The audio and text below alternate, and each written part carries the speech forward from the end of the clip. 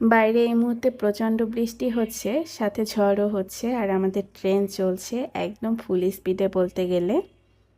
এত ভালো লাগছিল। এই রুটে এটাই আমাদের প্রথম জার্নি।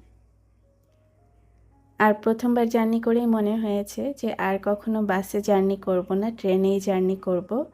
কিন্তু আসলে সব সময় ট্রেনের সিটটাও পাওয়া যায় না। তো এই যে আপনাদের সাথে গল্প করতে করতে আমরা কিন্তু পদ্মা ব্রিজে চলে এসেছি। আমাদের এলাকা থেকে বাসে জার্নি করলে তো বেশ কিছুটা সময় লাগে, তবে ট্রেনে দেখলাম যে অনেক শর্টকাট আর খুব দ্রুতই আমরা চলে এসেছি পদ্মা ব্রিজে। এখন পদ্মা ব্রিজের যে নিচের পোর্শনটা আছে, যেখানে হচ্ছে রেল লাইনটা, ওখান দিয়ে আমরা যাচ্ছি।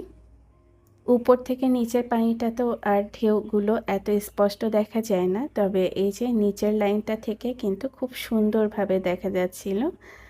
আর এই যে আমরা পদ্মা ব্রিজটা ছাড়িয়ে এসেছি। এত সুন্দর একটা সিনারি ছিল, তবে বাইরে অন্ধকার থাকার কারণে ভালোভাবে শ্যুট করা যায়নি।